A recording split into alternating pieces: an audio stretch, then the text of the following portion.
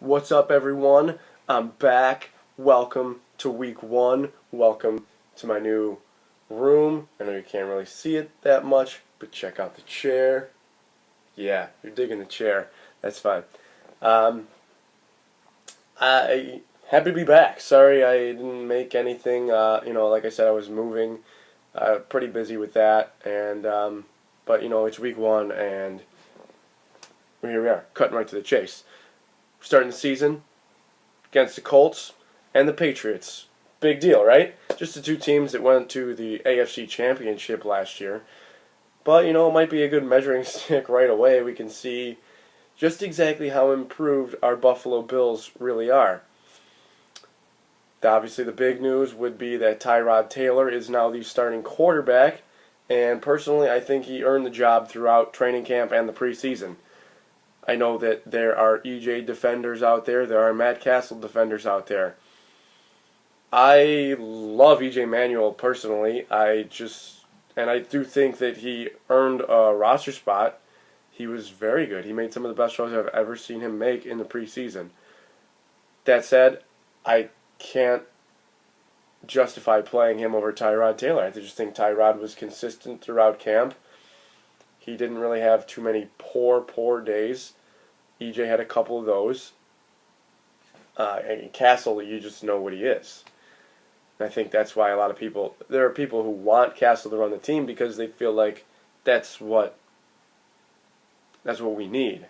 Just don't make mistakes, and this team will be fine. And I say gamble. Hit the league with something they haven't seen before. That's Tyrod Taylor. Hit him with the athleticism right in the mouth. In a perfect world, that's how it goes. Nothing really ever goes according to plan. But I'm hopeful. Tyrod completed 77% of his passes in the preseason. Had 108 rushing yards on 11 carries. His throws were calculated. They were confident. He didn't take too many shots. They were all pretty simple routes, but I think that's honestly a pretty good way to run your offense. I mean, just look at the Patriots, for instance.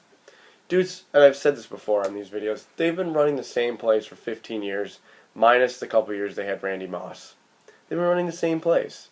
They have these little guys like the Amendolas and the Welkers and the whatevers that can find space. They just take the top off defenses with guys like Randy Moss, with guys like Rob Gronkowski. They make defenses respect those guys down the seam and over the middle of the field, and it just opens up the underneath for the Kevin Falks of the world, the Shane Vereenes, the Wes Welkers, the Danny Amendolas. It works. I don't get it. I don't get why nobody can stop it. It is what it is. It's just what I see. I know it's far easier said than done, but it works.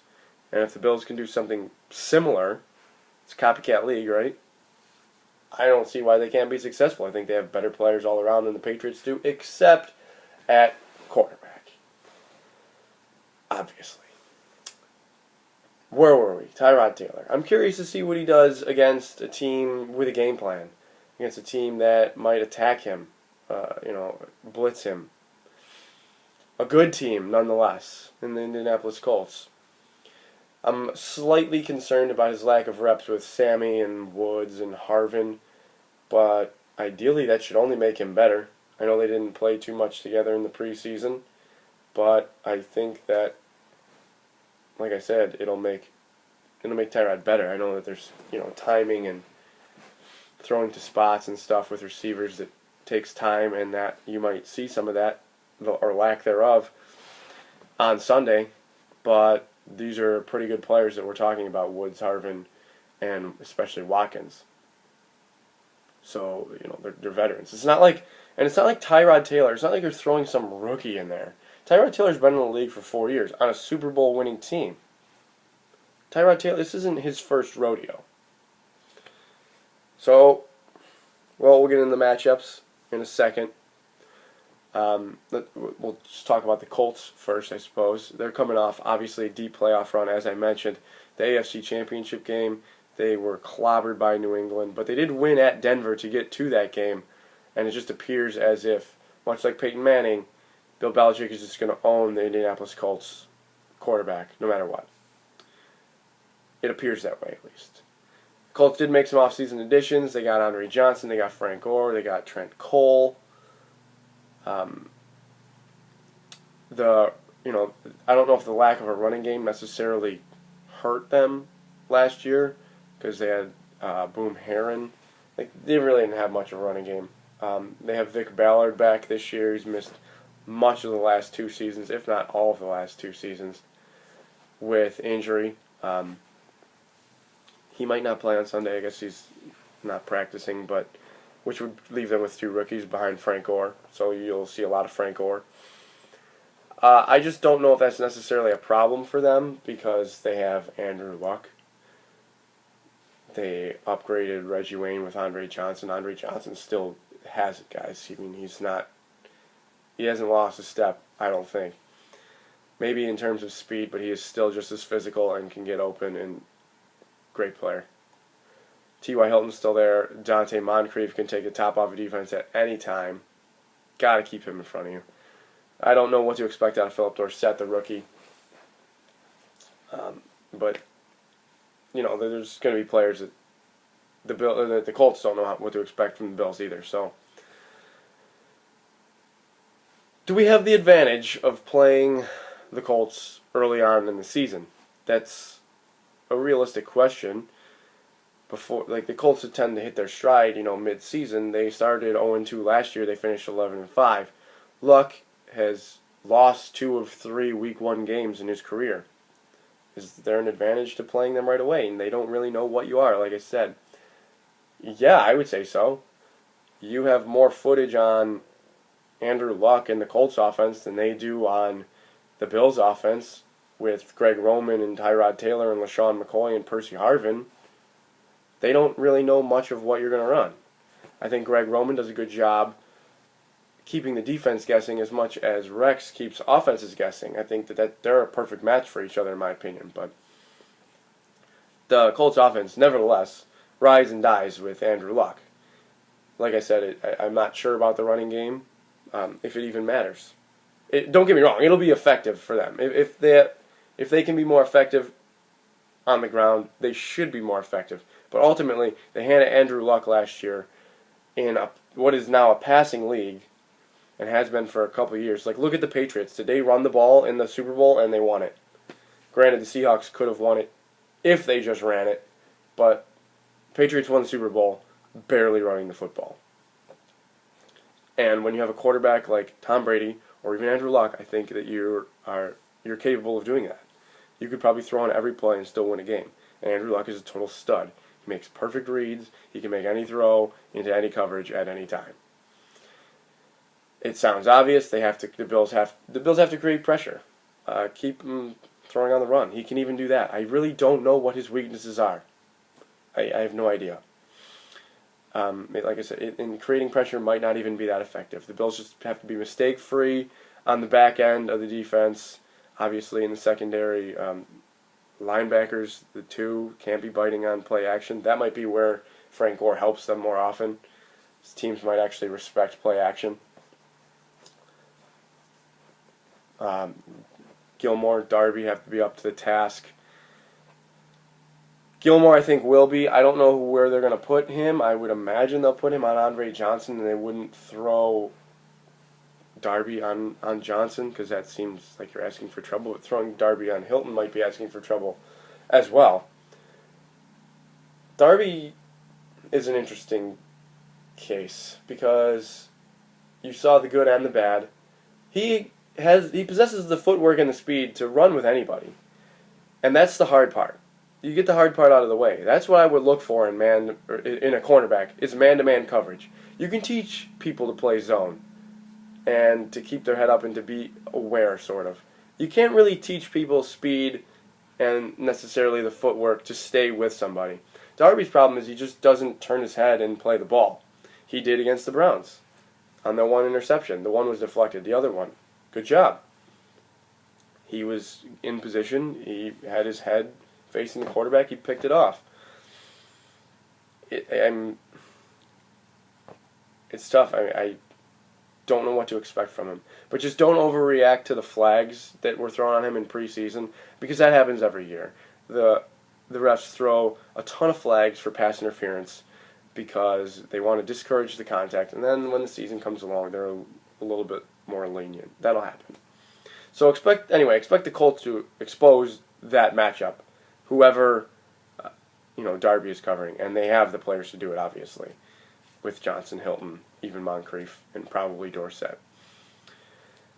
They have the advantage, the Colts do, of Marcel Darius serving the one-game suspension. Corbin Bryant will step into his place, but will there be that much of a drop-off? Granted, there is a clear drop-off in talent between Marcel Darius and Corbin Bryant, even though I'm a big fan of Bryant's, but that doesn't negate Kyle Williams, Mario Williams, Jerry Hughes, Nigel Bradham, Preston Brown, Nickel Roby, a blitzing corner. Nobody's seen this Rex Bills attacking defense, really. You've seen bits and pieces of it in the preseason, but there's definitely the advantage of, teams have seen a Rex Ryan defense before, but now with this personnel. This might be the best personnel Rex has ever had. So, very high expectations for the defense. Everybody has that, obviously. Where can the Bills themselves take advantage of the Colts? I would say right up the middle of the Colts defense, because they're starting two rookies on the defensive line. The Colts run a 3-4. They have David Perry and Henry Anderson. They'll be the nose tackle and defensive end. Kendall Langford is the other defensive end. But at the second level, they have some players. They have DeQuell Jackson, very good middle linebacker. Jarrell Freeman, Trent Cole, obviously. Eric Walden, I've never been very high on, but he's more of a pass rusher. And we don't know if Robert Mathis is going to play. I would lean towards the fact that he will. He was limited in practice on Wednesday, and signs point to him maybe having a limited snap count, but he'll probably play, which would give them a pretty good advantage. I don't know how effective he is coming off the Achilles injury, but I'd rather have Robert Mathis than not have Robert Mathis if I'm the Colts. They have Vontae Davis in the secondary. That'll be a pretty interesting matchup, assuming he is going to cover Sammy Watkins. But the Bills are deep with weapons. They have Harvin and Woods, each of which are capable of playing the slot and outside. Charles Clay is tough to match up with no matter who you're putting on him because of his combination of size, speed, good hands. I look for the Bills to be methodical on offense. I wouldn't expect them to be too flashy. The focus should be on being effective. It should always be on being effective, but sometimes teams get a little bit flashy and tricky, and they want to show off and stuff. And that can be tempting when you have so many weapons, like McCoy, who appears as if LaShawn McCoy will play. So the Bills are going to have athletes just all over the field. We know they're going to run the ball, but what are they going to do in the passing game with Tyrod? Tyrod can run, but I like the fact that he seems to want to throw first. So with those passes, I would like him personally. Obviously, I'm not a coach. But I would probably stay underneath the secondary. Take a few deep shots if you want, but make them respect you underneath before you want to do that. We saw the Bills running a lot of slants, comeback routes, screen passes, etc. in the preseason. And you don't want to completely show your hand. And they didn't, because they didn't really have Watkins, Woods, and Harvin or McCoy for much of the preseason. So there's what are we going to see? Nobody has any idea what we're going to see from offense. We have no idea what to expect. All I know is I'm super excited, and I don't know. I really don't even know what to predict. I'm getting to the prediction portion of the program, and I'm blanking. Obviously, I want to pick the Bills. I just don't know. Can they keep Luck off the field? Can they control the clock? Can they score? Will they bend but don't break on defense? How good are the Colts on defense? Their defensive line is not that good. How improved is the Bills' offensive line? These are all big questions. Prediction time. Let's go. I'm picking the Colts. I hate my life. I hate me, and I'm sorry. Picking the Colts to win 23-19 over the Bills on opening day. I don't know why. I hate myself. I can't believe I'm about to upload this. Guys, thank you for coming this far in the video. It's week 1. We got 16 more to go, 15 more games to go. Hopefully 16, 17, 18. You guys will be here if we do. All right, guys, have a good weekend. Enjoy week 1, and go Bills.